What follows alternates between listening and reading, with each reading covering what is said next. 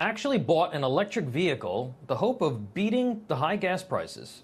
You might want to listen to this. A recent study done by the Texas Public Policy Foundation found that, quote, adding the costs of the subsidies to the true cost of fueling an EV would equate to an EV owner paying, wait for it, $17.33 per gallon of gasoline. Shocked? Well, I'm certainly not surprised. For more on this, we're going to be joined by sector analyst of automotive and energy trends and Newsmax columnist and editor-in-chief of The Car Coach, Lauren Fix. And also joining us is the director of Life Powered, Jason Issac. Both of you, welcome to the show. Jason, you actually helped kind of co-write this study. Talk to us a little bit more about what you found. Well, we found that the cost to charge a vehicle, when you figure out all the costs, how much it would cost per gallon, it comes out to over $17 per gallon. Now, EV owners certainly aren't paying that much because, fortunately, people like you and I, or people that don't own EVs, are pitching in to help them out. It's the ratepayers for electric utilities. It's the taxpayers that are contributing to those costs, and it's the owners of internal combustion engine vehicles that are contributing to those costs, helping subsidize wealthy owners of electric vehicles so that they can afford to drive their fancy gadgets. So it's a lot of hidden costs. It's a lot of stuff that has really nothing to do with the purchase price of the car or even the kilowatt hour price of the energy. It's all the other stuff. Now, Lauren, the car companies are losing billions on these vehicles. People don't want to be forced into doing this. The companies know about the hidden costs, particularly the electrical generation issues that we're having.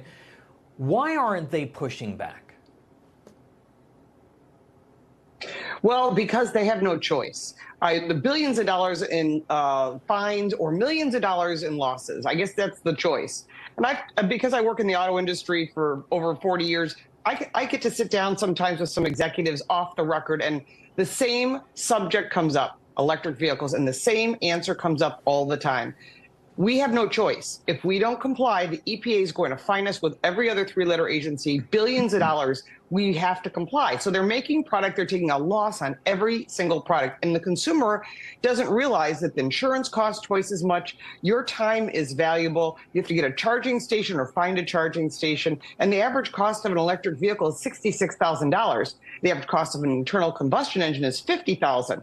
So you can buy hybrids, you can buy plug-in hybrids like a Toyota Prius is a great solution. A Hyundai makes products, everybody makes products that gives people other options. And what you're seeing now is this unusual narrative of all the mainstream media suddenly saying, you know what, this does cost a lot of money. We've been saying this for a long time. Jason's been saying it as well. It's coming out to the consumer and they're now really aware of it. And now you're seeing the sales drop off the sides. Yeah, Jason, what do you say to people who say, well, you know, the oil and gas industry may have paid for this study because they're concerned about losing business? What's your response to that?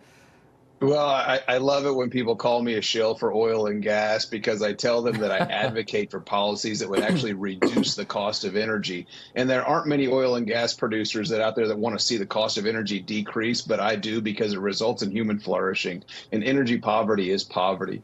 And so I advocate for things that will help lift the last 3.5 billion people on the planet off and out of poverty, and you do that with access to energy. Guyana in South America is experiencing that right now because they're producing energy. They're producing oil and gas off the coast of their South American country, and it's where you have economic prosperity, and they'll have environmental leadership just like we do here in the United States. We've reduced pollution nearly 80% over the last 5 decades, and we're #1 in the world when it comes to access to clean and safe drinking water. There's a lot of people around the world that would love to experience the economic prosperity and environmental leadership that we have. Lauren, with the UAW strike and the concessions from management, which seem to be significant, do you think that the industry will start pushing back against the Green New Deal folks and the regulations? Maybe even not publicly, but privately now because it's just too expensive.